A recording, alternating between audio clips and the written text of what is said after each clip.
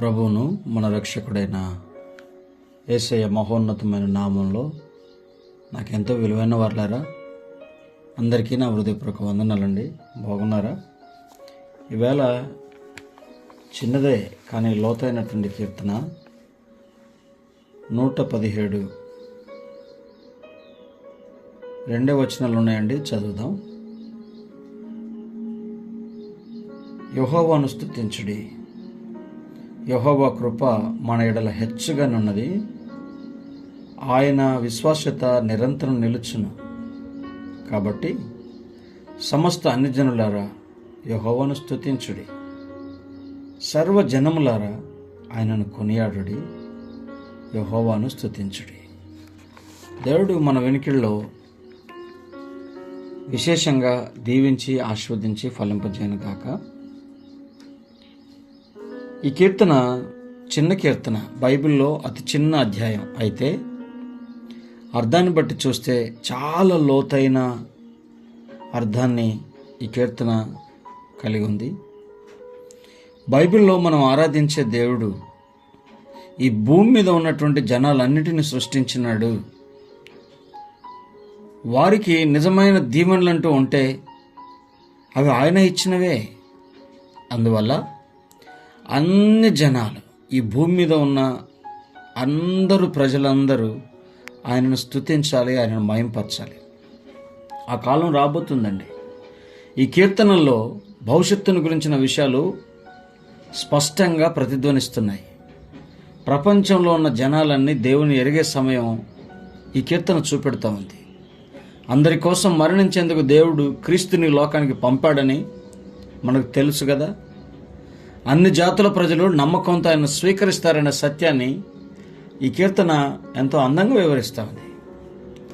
ఒక్క వచనం బైబిల్లో నుండి మీకు జ్ఞాపకం చేయాలనుకుంటున్నాను. ప్రకటన గ్రంథం 7వ అధ్యాయం 9వ వచనంలో, అటు తర్వాత నేను చూడగా, ఇదిగో ప్రతి జనంలో నుండి, ప్రతి వంశంలో నుండి, ప్రజల్లో నుండి, ఆయా భాషలు మాట్లాడేవారిలో నుండి వచ్చి ఎవడును లెక్కింపజాలని ఒక గొప్ప సమూహము కనబడెను. వారు తెల్లని వస్త్రాలు ధరించుకున్న వారై ఖర్జూరపు మట్టలు చేతబట్టుకొని సింహాసనం ఎదుటను గొర్రెపిల్ల ఎదుటను నిలబడి, సింహాసనసీనుడైన మా దేవునికిని గొర్రెపిల్లకును మా రక్షణకై స్తోత్రం అని మహాశబ్దంతో ఎలుగెత్తి చెప్పిరి. ప్రేమైన దైవజనాంగమా, అందరూ స్తుతించేటువంటి కాలం రాబోతుంది. అన్ని జాతుల ప్రజలు నమ్మకంతో ఆయన స్వీకరించే కాలం రాబోతుంది. కీర్తనలన్నింటిలో 117వ కీర్తన చాలా చిన్న కీర్తన అయినా ఎంతో అద్భుతమైనటువంటి కీర్తన. 2 వచనాలు ఉన్నాయి. యెహోవా కృప మన ఎడల హెచ్చుగా ఉన్నది, ఆయన విశ్వాస్యత నిరంతరం నిలుచును. కాబట్టి సమస్త అన్యజనులారా యెహోవాను స్తుతించండి, సర్వజనాల్లారా ఆయనను కొనియాడుడి, యెహోవాను స్తుతించుడి. ఎంత గొప్ప కీర్తన ఇది! ఎంత గొప్ప కీర్తన ఇది! చిన్నదే కావచ్చు, చాలా లోతుగా ఉందండి. మన కొరకు ఒక సహాయం చేసిన వాళ్లకు కృతజ్ఞతలు చెప్పడంలో మనకి ఎలాంటి ఇబ్బంది ఉండదు కదా. మనకు ఒక పని చేసిన వారికి తగిన పారితోషికం ఇచ్చిన తర్వాత కూడా వారికి కృతజ్ఞతలు తెలియజేస్తాం. కానీ దేవుడు మన కొరకు చేసిన వాటి విషయంలో మాత్రం, ముఖ్యంగా చిన్న వాటి విషయంలో వాటిని తేలికగా తీసుకుంటాం. చూడగల కన్ను, వినగల చెవి ఇచ్చినందుకు ఆయన కృతజ్ఞతలు చెల్లిస్తున్నామండి. అసంఖ్యాకమైన దేవుని ఆశీర్వాదాలను గుర్తించి వాటి విషయమై ఆయనకు కృతజ్ఞతలు చెల్లించాలి మనం. సర్వజనులారా ఆయనను కొనియాడుడి అని కీర్తనకారుడు అంటున్నాడంటే, అయితే ఈ లోకంలో కోట్లాది మందికి దేవుడెవరో తెలియదు గనక వారు ఆయనను స్తుతించరు.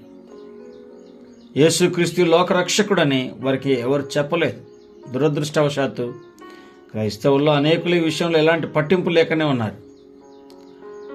ఆయనను విశ్వసించని సమస్త జనములు ఆయనను ఎలా స్తుతిస్తాయి?